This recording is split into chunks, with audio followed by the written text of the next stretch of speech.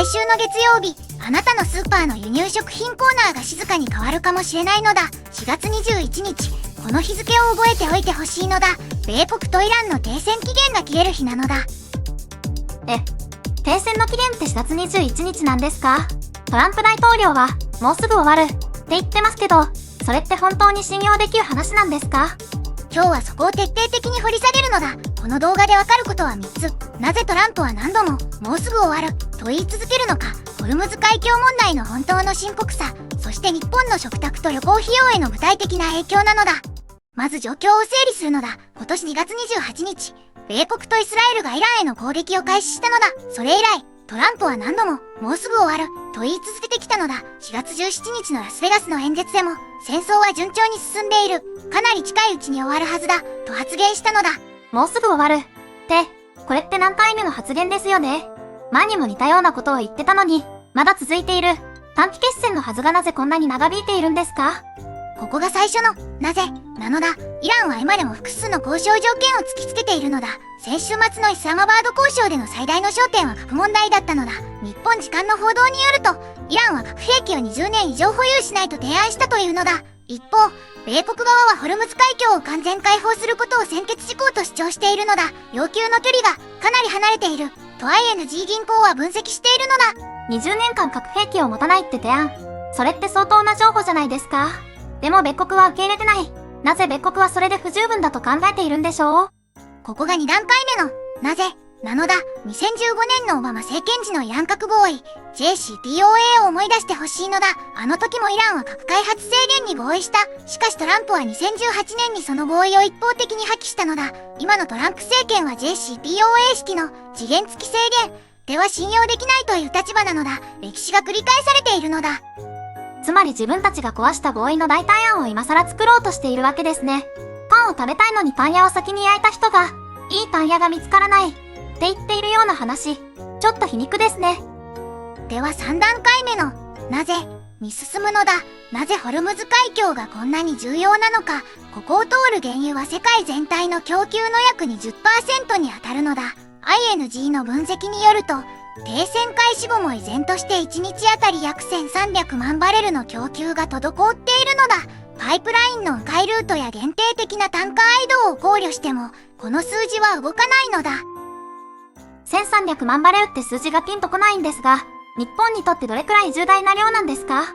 わかりやすく言うのだ。日本は原油輸入の約9割を中東に依存していて、そのほぼ全量がホルムズ海峡を通るのだ。世界的な供給逼迫は直接、日本の輸入コストを押し上げるのだ。現在 WTI 原油は1バレル約93ドル、ブレントは98ドルまで下がってきたのだ。ただし ING は、停戦交渉が崩壊すれば再び100ドル超えは十分あり得る、と警告しているのだ。ここで報道姿勢の違いを見ておくと面白いのだ。CNBC は、停戦楽観論を前面に出してオイル価格下落を報じた。一方でジャパンタイムズは核交渉の隔たりが大きく、4月21日の期限後が山場という慎重な見方を強調したのだ。BBC やロイターは停戦崩壊リスクを非現実的ではないとはっきり書いているのだ。同じニュースでもメディアによってこれだけ温度差があるのだ。メディアによってここまで温度差があるんですね。でもトランプがもうすぐ終わると言えば市場が動く。それってちょっと怖い構造じゃないですか？大統領の言葉一つで世界の原油価格が動くって。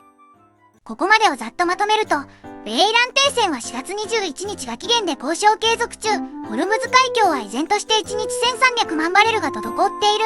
そして停戦崩壊なら原油再び100ドル超えのリスクがあるというところなのだ。ここからがいよいよ日本の生活への具体的な影響なのだ。まず食卓への影響から見ていくのだ。日本は小麦の約6割、大豆の約8割を輸入に頼っているのだ。輸入コストは円換算で決まるから、原油高騰による円安と輸送コスト増が直撃するのだ。試算すると、ブレント原油が100ドルを超えた状態が3ヶ月続いた場合、食パン1斤が今より約20、30円値上がりする計算になるのだ。食パンだけじゃなくて、パスタとかお菓子とかも一気に上がりそうですよね。子供がいる家庭は本当に毎月の食費計算が大変になる。私が当事者だったら家計簿を全部見直したくなります。次に海外旅行への影響なのだ。円安が進むと海外旅行のコストが直撃する。現在1ドル約145円前後だが、原油100ドル超えが長引けば150円台への再突入も視野に入るのだ。例えばハワイ旅行4泊5日の場合、1ドル145円と150円では1人当たりの費用差は約5000、8000円になるのだ。家族4人なら最大3万円以上の差なのだ。さらに見逃せないのが日本政府の動きなのだ。日本銀行の国際協力銀行 JBIC が最大6000億円、約38億ドルの投資枠を設けてアジア諸国のエネルギー確保を支援すると発表したのだ。これは単なる外交的ジェスチャーではないのだ。日本政府が中東リスクを深刻に受け止めている証拠なのだ。ここで逆の見方も聞いてほしいんですが、停戦が本当に成立して原油が落ち着いたとして、日本って今度はインフレが収束して家計が楽になるシナリオもありますよね。悪い流水試食じゃない面もあるんじゃないですか。鋭い観点なのだ。確かにシナリオは2つあるのだ。シナリオ A は停戦成立、交渉継続、原油は WTI80 ドル台まで下がる可能性がある、円安は一服し輸入食品コストも落ち着く。シナリオ B は4月21日以降に交渉決裂、再エスカレーション、原油は再び100ドルを超え円は150円台へ。この2つは今まさに分岐点に立っているのだ。冒頭で4月21日を覚えておいてほしいと言ったのだ。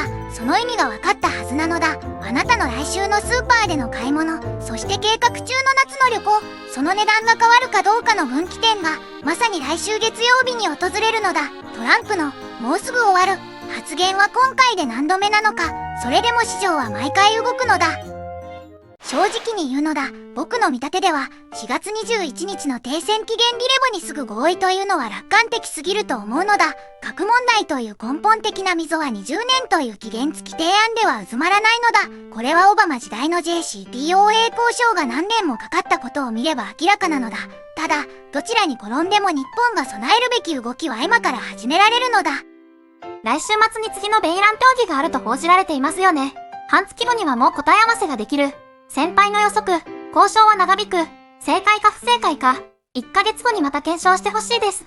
皆さんはどちらのシナリオに近づくと思いますか？コメントで、A シナリオ、か、B シナリオ、か教えてください。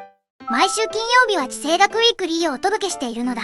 来週も引き続きイラン停戦の行方と日本経済への連鎖を追いかけるのだ。このチャンネルでは海外ニュースを毎日わかりやすく解説しているのだ。チャンネル登録と高評価で応援してほしいのだ。最後まで見てくれてありがとうなのだ。